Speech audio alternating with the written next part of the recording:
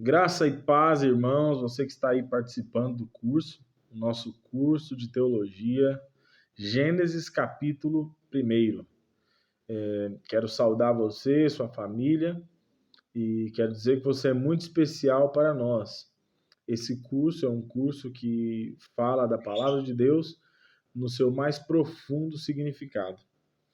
Esse curso faz parte de uma gama de cursos que se chama Conhecimento Profundo da Bíblia. E o que eu quero que você consiga absorver com isso é que a palavra de Deus ela é viva e eficaz e mesmo nos dias de hoje ela é mais atual do que o jornal de amanhã.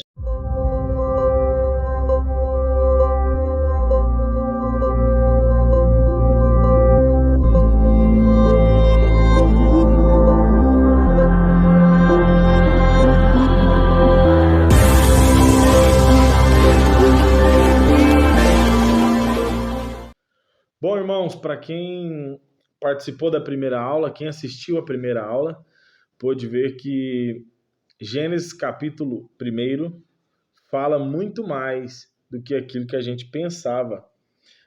Eu já li o livro de Gênesis várias vezes. O capítulo 1 é um capítulo muito simbólico e atemporal, por dizer assim. Mas aqui começa exatamente a criação da terra. Aqui começa todas as coisas. O livro se chama Gênesis, né? E a palavra no hebraico é Bereshit, Bereshit. E Bereshit significa no princípio, ou no princípio. Se você estiver ouvindo algum barulho aí, é que eu estou em casa e tem 2 passarinhos aqui que estão fazendo uns ruídos aqui. Mas, enfim, o que eu quero que você entenda com o começo das coisas, ou o princípio das coisas, é que Deus ele deixou um toque muito especial aqui nesse livro.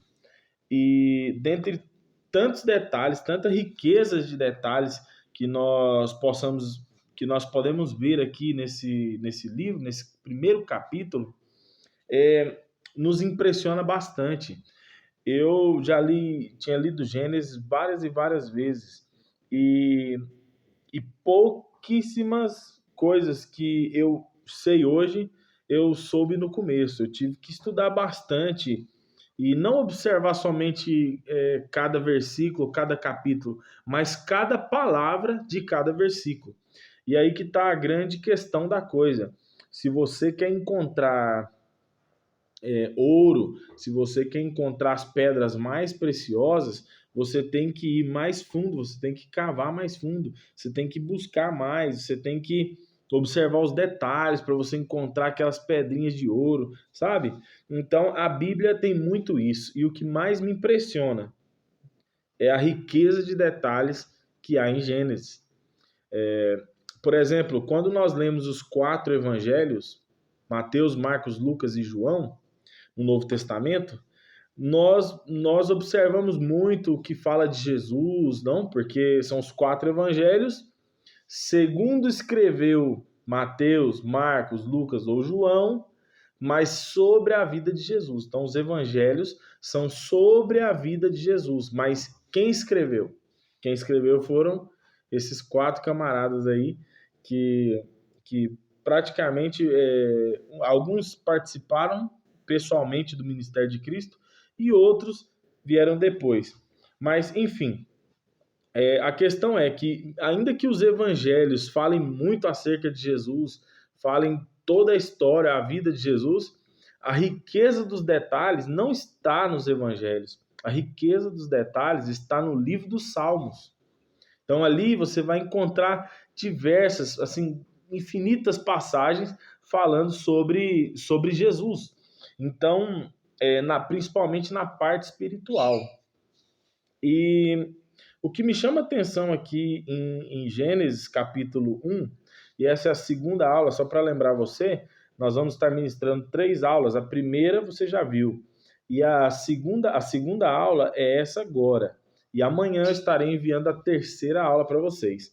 Então, essa segunda aula, eu queria começar destacando alguns pontos essenciais aqui que você já viu na aula passada, mas quero que você reveja algumas coisas para que você possa entender alguns grandes detalhes que Deus nos deixou aqui no capítulo 1 de Gênesis. Então, quando a Bíblia fala, o versículo número 1 fala: No princípio criou Deus os céus e a terra. Então, aqui nós já vemos que céu está no plural, terra no singular. Você já entendeu isso na aula passada, mas o que eu quero que você entenda nesses 3 primeiros versículos aqui é aonde está o Pai, o Filho e o Espírito Santo.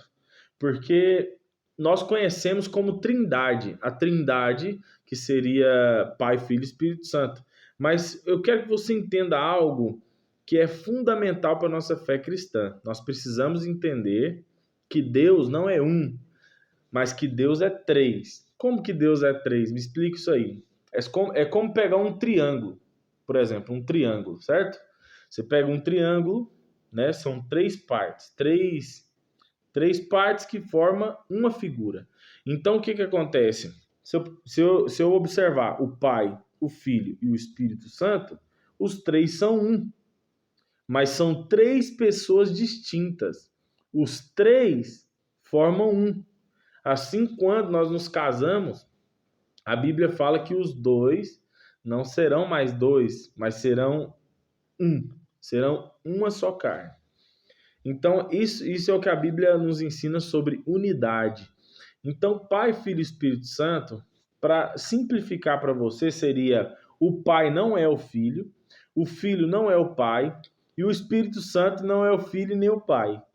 Confuso? Não, vou te explicar mais fácil. Pega as 3 partes de um triângulo: Pai, Filho, Espírito Santo. São 3 pessoas distintas, mas são o único Deus. Então, para entendermos isso, nós precisamos observar como a Bíblia nos ensina isso. Por exemplo, no Antigo Testamento, quem descia na terra era o Pai. A Bíblia fala que ele montava nas asas nas asas de um querubim e descia.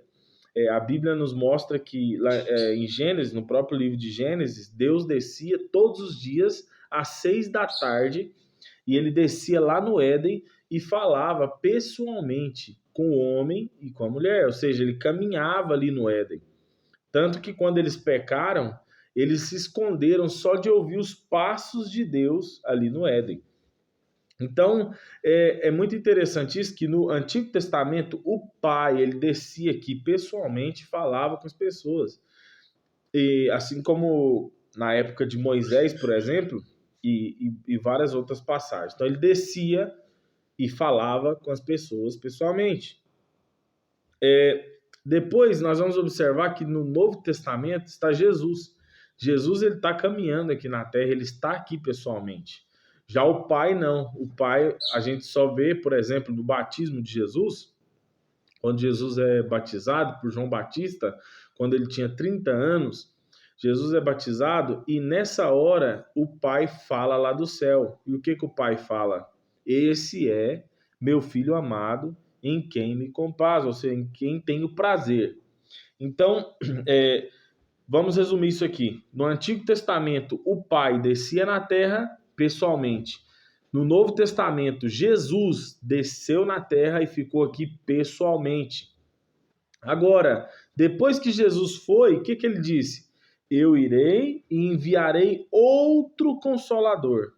Jesus já era o Consolador, mas ele enviaria outro Consolador. Quem era esse outro Consolador? O Espírito Santo. Então Jesus falou: convém que eu vá para que ele venha.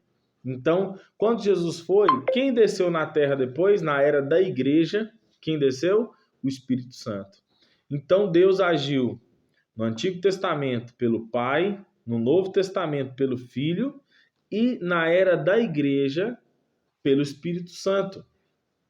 Então, como nós vamos observar isso lá em Gênesis, capítulo 1, versículo 1? Vamos voltar lá. A Bíblia fala: no princípio criou Deus os céus e a terra. Aí está o Pai. Versículo 2: E a terra era sem forma e vazia, havia trevas sobre a face do abismo, e o Espírito de Deus movia sobre a face das águas. Então aqui está o Espírito Santo. Versículo 1 está o Pai. Versículo 2 está o Espírito Santo. E o versículo 3: E disse Deus, haja luz, e houve luz. Aqui está Jesus. Mas como que está Jesus? A Bíblia diz, e disse Deus, disse. Então ele é o verbo. Jesus é o verbo. Jesus é a palavra que sai da boca de Deus. Por exemplo, vamos abrir nossa Bíblia no Evangelho de João. Vamos lá, no Evangelho de João, no capítulo 1, versículo 1. João capítulo 1, versículo 1. Vamos ver o que está escrito lá? Está escrito assim, acompanhe comigo. No princípio era o verbo, e o verbo estava com Deus, e o verbo era Deus. Olha lá, ele estava no princípio com Deus. Sabe o que é interessante aqui? Que no original, no grego, essa palavra no princípio está escrito no Gênesis. Então seria mais ou menos assim. E no Gênesis era o verbo, e o verbo estava com Deus, e o verbo era Deus. Aí o versículo 2: Ele estava no Gênesis com Deus.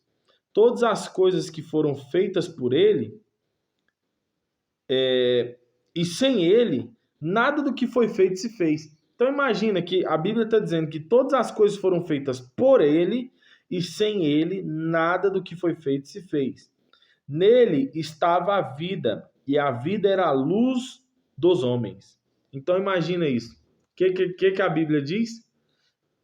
O versículo 3 de Gênesis capítulo 1. E disse Deus, haja luz. E aqui está dizendo, João capítulo 1, versículo 4. Nele estava a vida, e a vida era a luz dos homens. Versículo 5. E a luz resplandece nas trevas, e as trevas não a compreendem. Olha o que a Bíblia está dizendo. Então, isso é muito glorioso entender isso.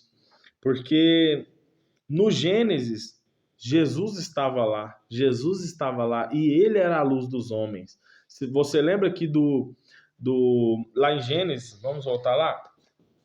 Do versículo 1 ao versículo 14, Deus estava falando na eternidade. Aquilo ainda era a eternidade, ainda não havia o tempo. Ali estava o Kairos, o tempo perfeito, o tempo da eternidade, o tempo perfeito de Deus, vamos dizer assim. Mas do versículo 14 para frente é onde ele cria o sol, a lua, e ele faz separação entre dia e noite. Ali no versículo, se observarmos aqui o versículo 14, a Bíblia vai dizer: E disse Deus, haja luminares na expansão dos céus, para haver separação entre dia e noite, e sejam eles para sinais, tempos determinados, dias e anos. Ou seja, aqui é aonde Deus cria o tempo.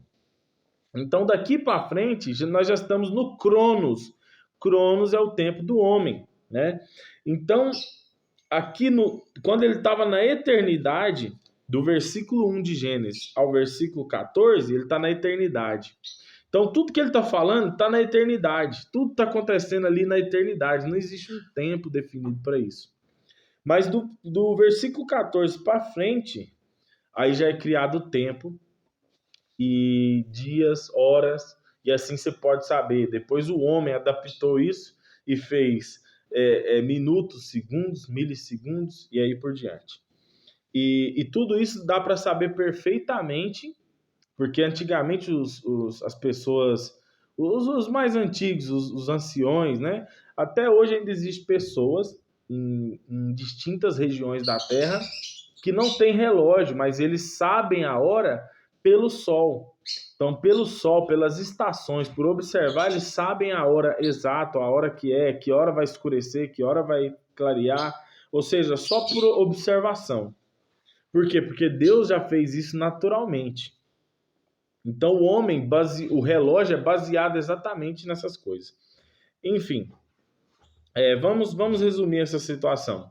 Então, a Terra foi, quando ela foi criada, quem estava lá? Jesus estava lá.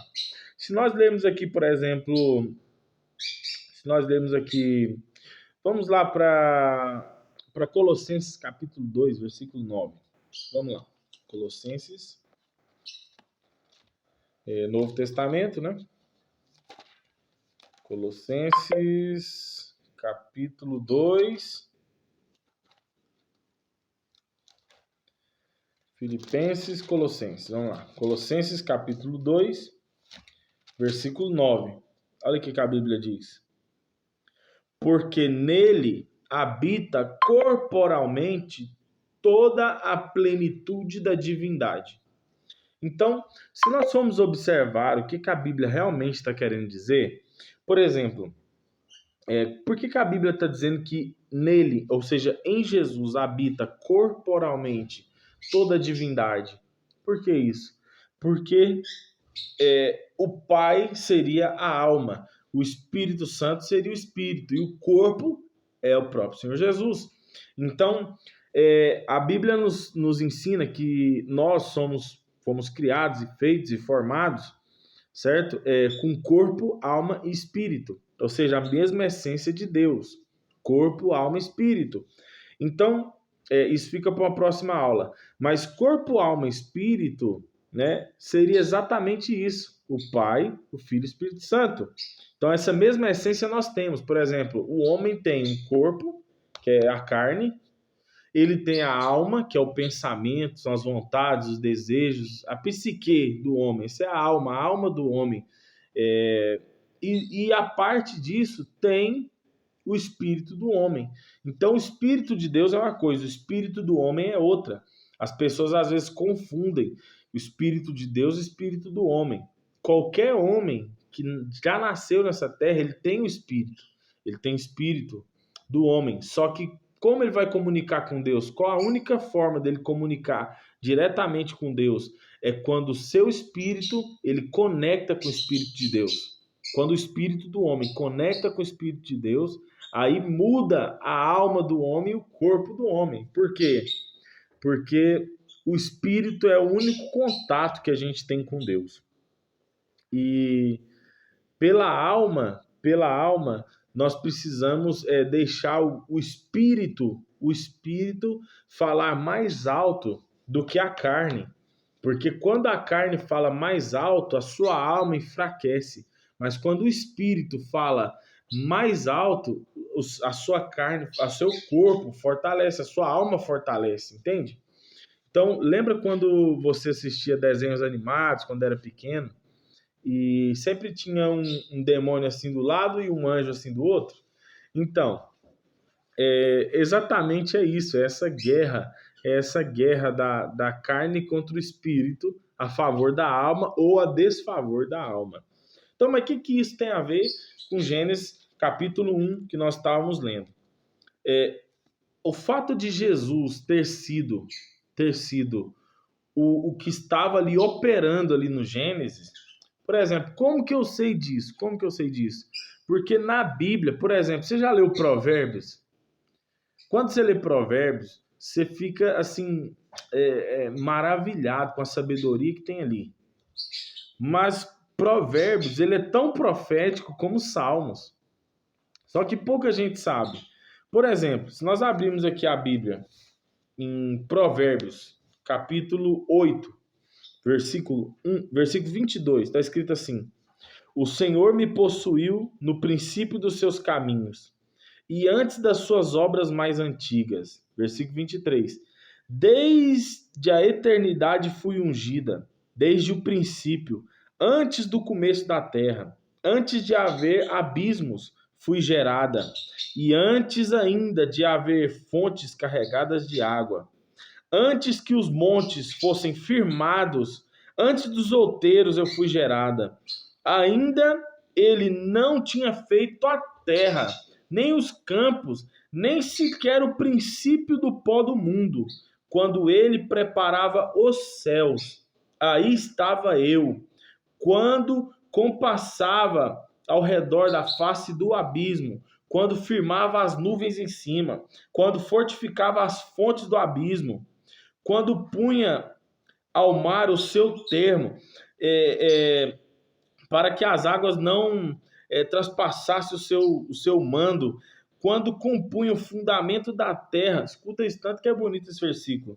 Então eu estava com ele, e eu era o seu arquiteto, e era cada dia suas delícias, folgando-me perante ele em todo o tempo. Olha o que está falando. Sabe quem que é esse aqui? De Provérbios, capítulo 8, versículo 22? Jesus. Aqui intitula como a sabedoria, porque a sabedoria não é uma coisa, a sabedoria é uma pessoa, e essa pessoa é Jesus. Jesus é a sabedoria. E aqui está dizendo que ele era o seu arquiteto, ele estava com ele, Jesus estava lá antes dele fundar a terra, antes do que ele instituísse o pó do mundo, o pó da terra. E aí ele fala assim no versículo 31, folgando no seu mundo habitável e achando as minhas delícias com os filhos dos homens. Sabe o que é o mundo habitável que fala na Bíblia? Mundo habitável era como se fosse um laboratório de Deus. Um laboratório que ele criava o ser humano. Olha, esse aqui vai ter essa cara, esse vai ser assim, esse vai ser desse tamanho, esse vai ser mais alto. Então, tudo isso ele estava formando. Aí que ele estava instituindo o homem, porque a Bíblia ela nos diz que fomos feitos de três formas. Nós fomos feitos, criados e formados. Imagina isso. Você já leu isso na Bíblia? Eu posso te mostrar isso na Bíblia. Olha o que a Bíblia diz. Que Jesus é esse de Provérbios 8, versículo 22. Esse é o Jesus. E ele fala, desde a eternidade eu fui ungida, desde o princípio. Por que ele está falando na figura feminina? Porque a sabedoria ela é uma palavra nesse entendimento feminino. Então, por isso que ele está falando dessa forma. Mas esse de Provérbios, capítulo 8, versículo 22, é o próprio Senhor Jesus, em uma teofania. Sabe a palavra teofania?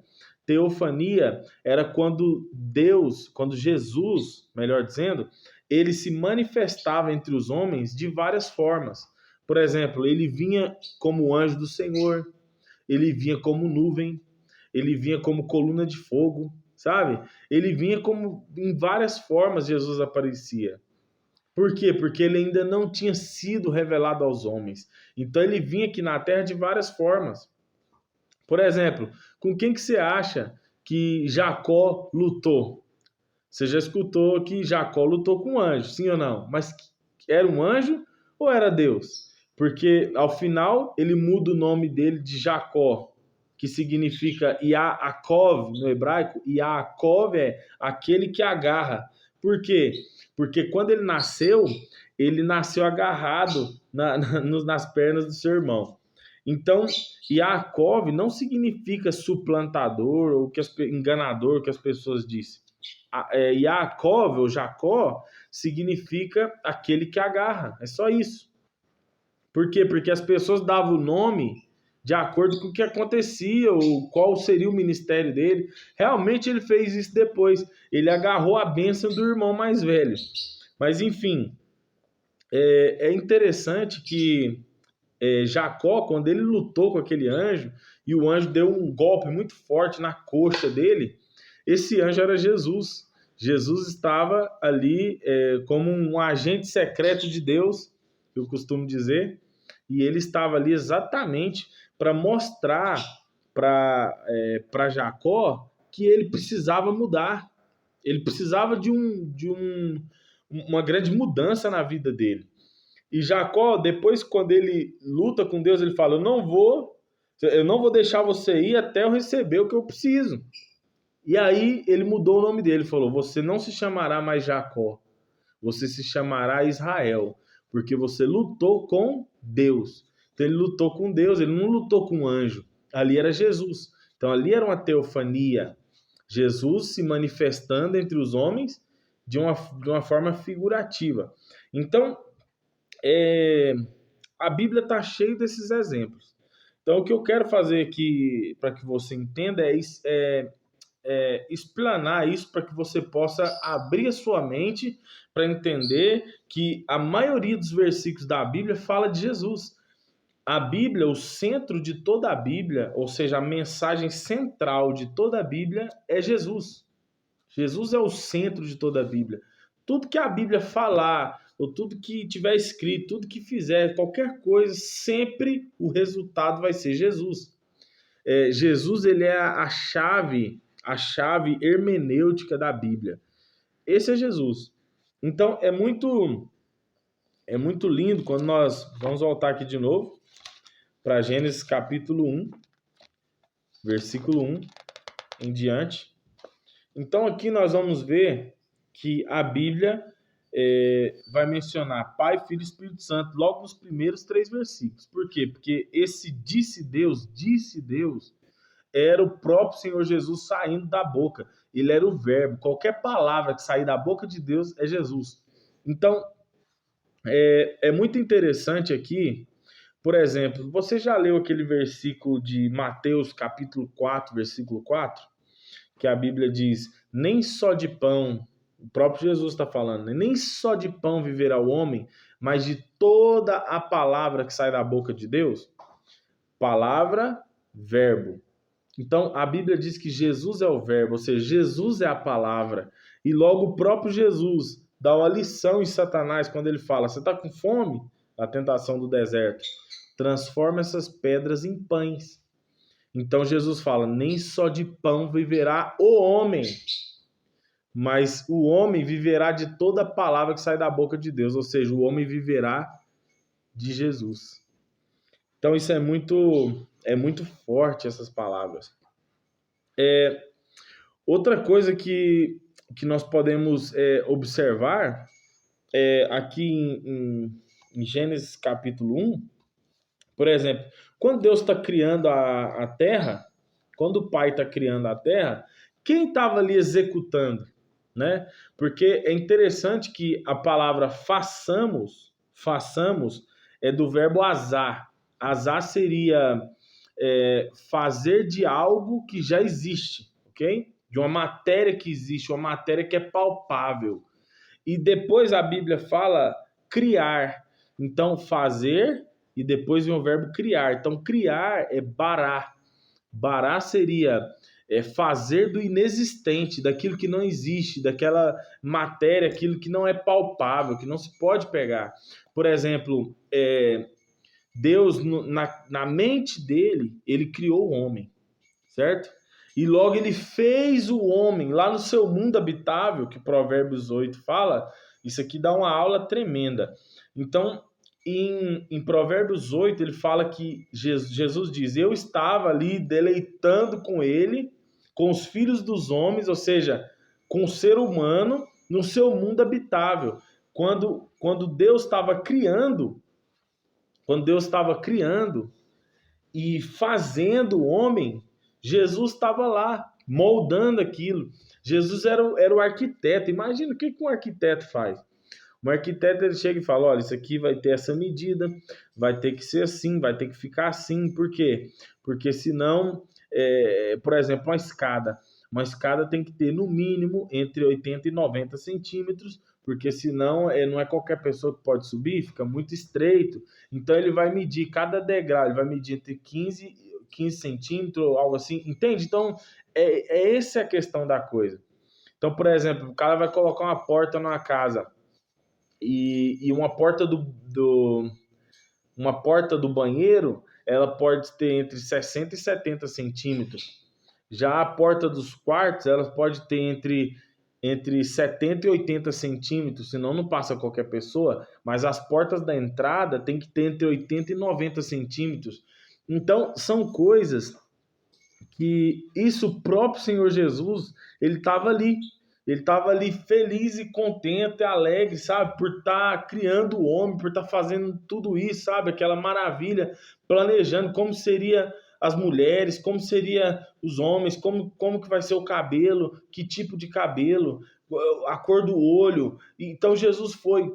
E e ele era o arquiteto naquele momento. Então isso é lindo, isso é muito maravilhoso. A gente vê isso aqui na palavra de Deus assim. Então Jesus, ele estava ali no Gênesis e ele era o verbo. Quando o pai falava haja, haja, quem estava ali ditando como eram as coisas, como ia ser, que tamanho ia ter, como é que seriam os animais, por exemplo.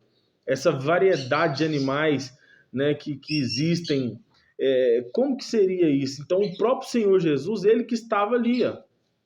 E isso é muito interessante. Então, para resumir um pouco isso aqui, para que você possa entender um pouco de Gênesis, eu estou aqui estou mais aqui conversando com vocês, mais para despertar a curiosidade de tanto que a Bíblia ela é fantástica, ela é linda e perfeita.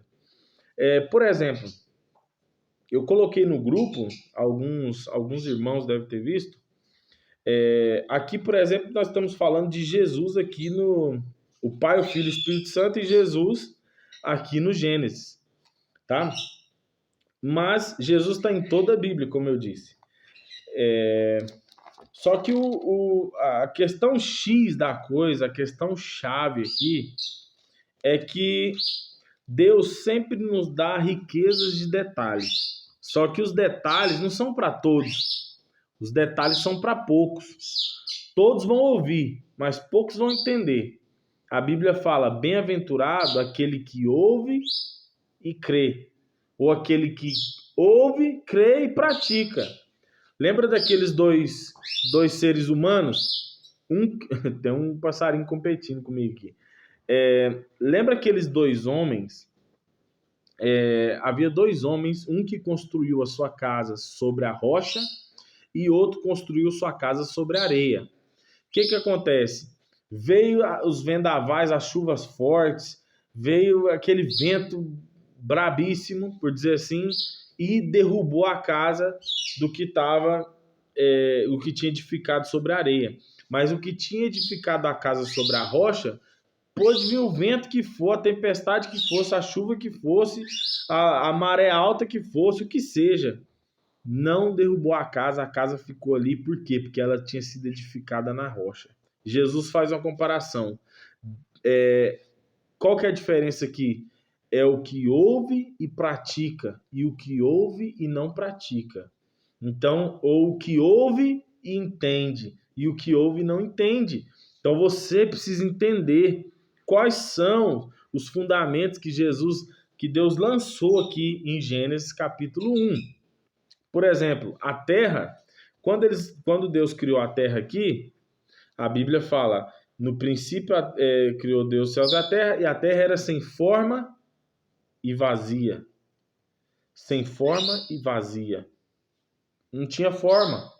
Mas Deus não criou a terra para ser vazia. Porque a Bíblia fala em Isaías que Deus criou a terra para que fosse habitada. Então, quando ele criou a terra, ele não criou ela para ser vazia ou para ser sem forma, nada disso. Ele criou com um propósito. A questão é que para ele executar o propósito dele, ele precisava antes preparar tudo isso. Porque Deus, quando ele quer fazer algo grande na sua vida, primeiro ele vai te preparar para isso, depois ele vai te entregar. Tem muita gente que quer receber antes de se preparar. Então Deus, o que ele faz? Ele primeiro, ele te prepara, depois ele te dá. Por quê? Porque você já vai estar preparado para receber aquilo. Então tem muitas bênçãos que não chegou na sua vida, não chegou na minha vida ainda, porque não estamos preparados para ela. Porque se Deus, por exemplo, se Deus der dinheiro para muita gente vai fazer muita besteira. Se Deus te entregar a sua bênção antes da hora, você vai fazer uma besteira e vai perder ela. Então Deus não quer que você perde. Por exemplo, se Deus restaurar seu casamento hoje, você não vai estar preparado para isso. Se Deus hoje, por exemplo, melhorar sua relação com seus filhos, com seus pais, você vai voltar a ter problema de novo. Então, Deus primeiro, ele precisa te preparar para depois você alcançar essa bênção.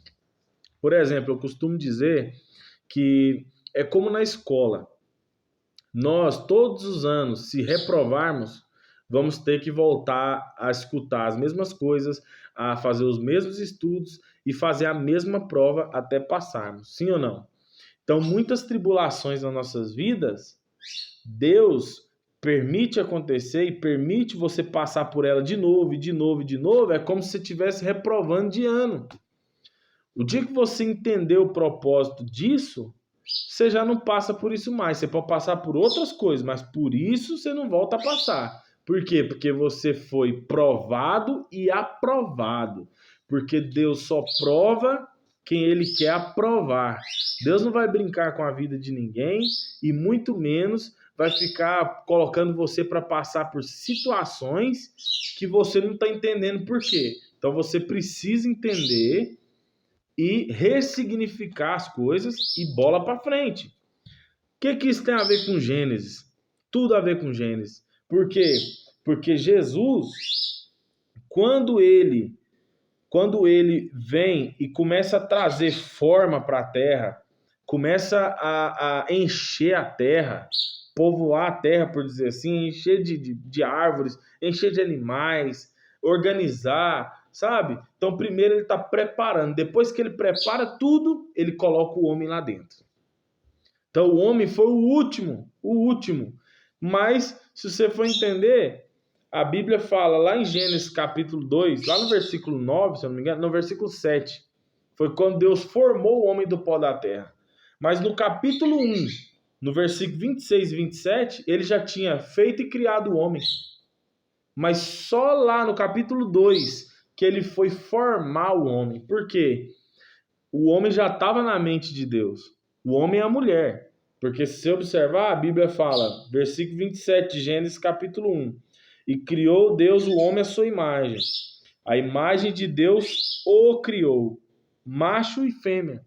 Deus já tinha criado homem e mulher.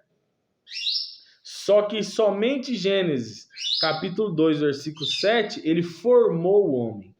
Depois que ele formou o homem, ele deixou o homem uns dias sozinho ainda. Aí quando o homem começou a olhar os casais de animais, todos tinham seu pai, e ele não, a Bíblia fala que o homem sentiu só. E Deus esperou ele ter esse sentimento, para depois colocar a mulher na vida dele, na hora exata, na hora que ele mais precisava. Por quê? Porque a Bíblia fala, não é bom que o homem esteja só. E aí Deus diz, far-lhe-ei uma mulher para ele. Mas ela já estava criada, ela foi criada junto com ele. Os dois foram criados junto. Então, Deus ele sempre está preparando algo para depois fazer. E é isso que nós precisamos aprender aqui de Gênesis. Agora, vamos nessa questão aqui da terra, porque é interessante que quando Deus criou a terra, depois que ele organizou tudo, né? Ele organizou a terra inteira. Ok, a terra tá bonitinha aqui, redondinha, formadinha, cada coisa no seu lugar, beleza. Só que a Bíblia nos ensina que a terra, ela era um continente só. Por quê? O dilúvio aconteceu só no continente. Tudo que aconteceu aqui na Bíblia, você vai ver que a porção seca subiu, certo? Primeiro era só água. Aí a porção seca subiu da água. Isso você vai ver. E essa porção seca, a Bíblia fala, era uma porção seca. Não eram duas, não era três, não era quatro, não era 10. Então, era um continente. Beleza, um continente na Bíblia. Só que logo, o que aconteceu? Se nós lermos a Bíblia, vamos lá, pega a sua Bíblia aí, vamos ler a Bíblia em Gênesis capítulo 10, certo? Gênesis capítulo 10, versículo 25. E aqui vai dizer assim: E a Eber nasceram 2 filhos, e o nome de um foi Peleg. Grava esse nome, Peleg. Portanto, em seus dias se repartiu a terra. Então, nos dias de Peleg, a terra se repartiu. Agora vamos seguir, vamos entender. Vamos lá no livro das Crônicas dos Reis. Vamos lá. Primeiro livro das Crônicas, capítulo... Tem apontado aqui, capítulo 1, versículo 19. Vamos lá.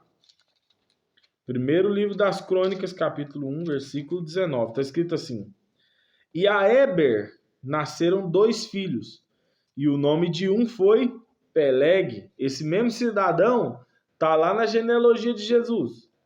Aí vai falando, e o seu nome era Joctã. Depois fala, e o nome do seu irmão, perdão, e o nome do seu irmão era Joctã. Portanto, nos seus dias se repartiu a terra. Olha que coisa mais fantástica. Mas como assim? Nos dias de Peleg, a terra se partiu, ou a terra se dividiu, ou a terra se partiu no meio. Vamos entender isso agora, definitivamente? Quem lembra daquele caso lá da Torre de Babel?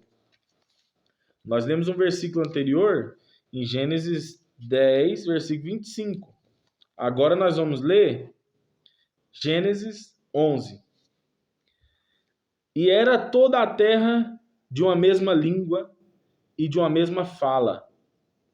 E aconteceu que, partindo eles do Oriente, acharam um vale na terra de Siná e habitaram ali. Ok, eles ficaram ali. Vamos pular para o versículo 4. E disseram: Eia, edificamos nós uma cidade e uma torre cujo cume toque nos céus, e façamo-nos um nome, para que não sejamos espalhados sobre a face da terra. Qual que foi a ordem de Deus? Crescei-vos, multiplicai-vos e enchei toda a terra.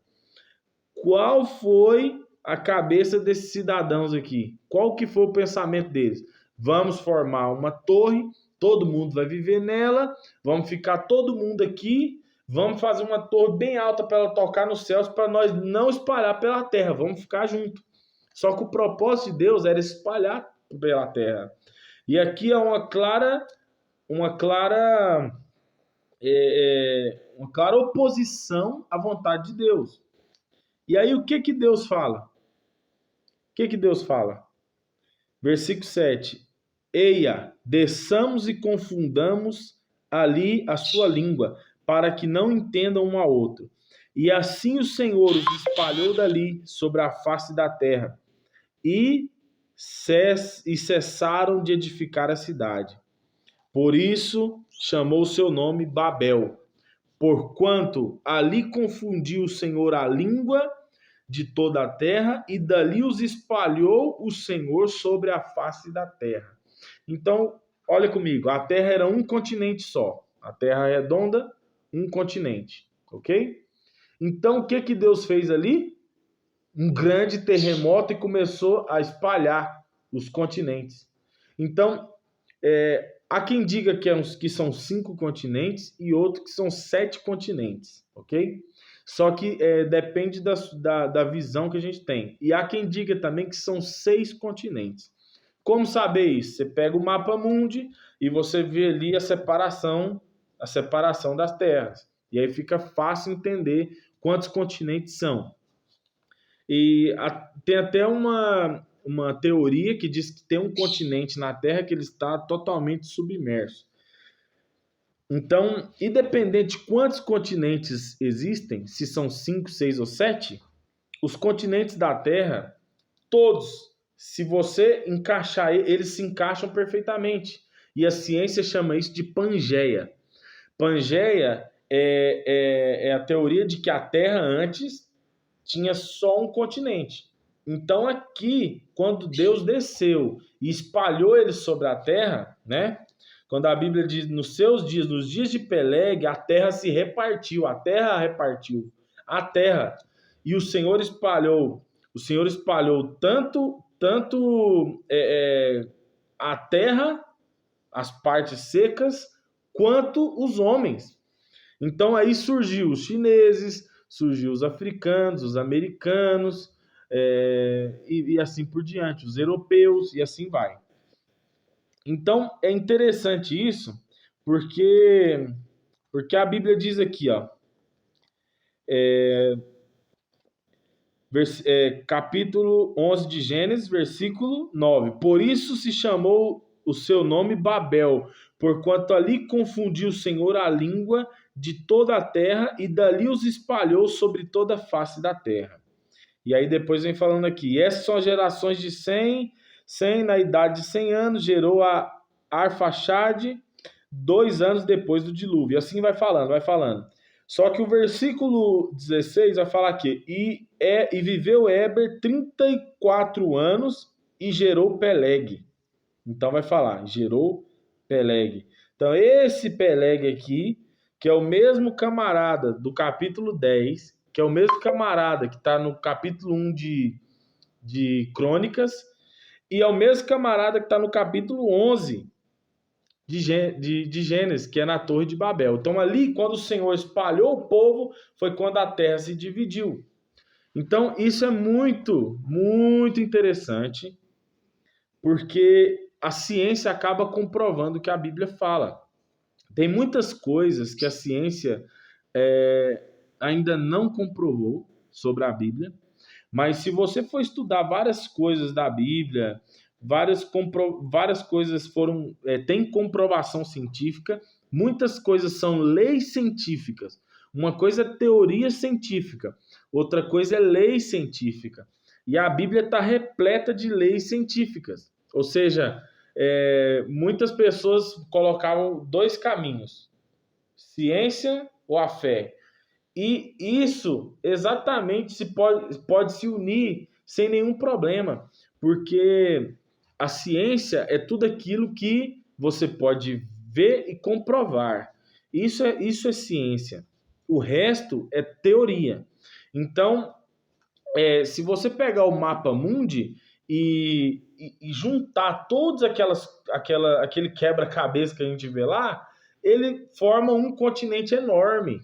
Então, assim era a Terra antigamente, antes de Deus descer e confundir a língua dos homens, porque o propósito era multiplicar sobre a Terra. Ok, voltamos para Gênesis capítulo 1, tá? E eu quero que você entenda essa última coisa para nós encerrarmos essa aula. E a próxima aula eu vou estar fazendo uma comparação do primeiro homem em Jesus, tá? E vou estar me aprofundando mais nessa questão do mundo habitável de Deus, que era onde ele planejava, ou seja, onde ele tinha como se fosse um laboratório, e ali ele fazia tudo antes de executar. Então, é por isso que na Terra hoje, tudo que nós vemos, tudo remete a Deus, tudo nos leva a Deus, tudo nos leva a entender coisas que já estão na Bíblia há muito tempo. Por exemplo, você já viu aqueles filmes americanos que todo homem tem uma garagem na sua casa e tem ali uma oficina, tem um lugar que ele gosta de mexer, cortar madeira ou fazer essas coisas? Então, Deus tinha esse lugar. Na verdade, Deus não tinha. Deus tem esse lugar lá no céu. E aí ele criou os anjos, aí ele criou os animais e aí ele criou os homens. Só que o homem, ele teve um toque especial, porque Deus, ele não precisou pensar muito para criar o homem. Ele pensou muito para criar os animais, para criar as árvores, as plantas, essas múltiplas, essas infinitas espécies de plantas, espécies de animais, enfim. Mas para criar o homem, ele simplesmente olhou num espelho. Então, é muito interessante isso, e eu quero estar explorando mais isso na próxima aula. Mas eu quero que você entenda que o homem foi feito à imagem de Deus e à semelhança de Deus. Então, a imagem de Deus é como olhar no espelho. Semelhança é o jeito, a forma de agir. Ok? Então, isso é para que nós possamos gravar isso na nossa mente, que o capítulo 1 de Gênesis nos leva praticamente para toda a Bíblia. Se nós ficarmos aqui, nós vamos para longe. E se nós pularmos para o capítulo 2, capítulo 3, praticamente aqui tem um resumo da história do ser humano inteira. Só que aconteceu uma coisa no capítulo 1, versículo 1, existe uma infinidade no tempo. Por quê? Porque entre o versículo 1 e o versículo 2 acontece tanta coisa que a Bíblia nos vai relatar lá no livro de Isaías, no livro de Ezequiel, no livro dos Salmos, no livro de Provérbios. Então a Bíblia vai muito por esse lado, mas a gente precisa entender passo a passo. Espero ter abençoado você hoje com essa aula, porque essa é a intenção, é trazer o conhecimento para a sua vida, é despertar em você o interesse de conhecer mais de Deus, sabe? Trazer aquela fome para você, para que você possa saciar com o pão da vida, o pão que é Cristo e a palavra. E a Bíblia diz: nem só de pão viverá o homem, mas de toda palavra que sai da boca de Deus. Convide todos os seus amigos, seus parentes, seus colegas para entrar no link desse grupo que eu disponibilizei gratuitamente. E aí eu vou estar dando algumas aulas grátis. E essa é a primeira. Tem muitas outras coisas aqui que eu quero falar com vocês para que vocês possam ser abençoados. E logo, mais para frente, quero falar de um grande projeto que nós temos aí para abençoar algumas pessoas, um grupo muito específico que já tem uns 7 anos que a gente os abençoou e sempre mantemos contato, mas nós queremos fazer um grande projeto lá na África, em Moçambique, com um grande pastor amigo nosso. E que Deus os abençoe, fique na paz, em o nome de Jesus.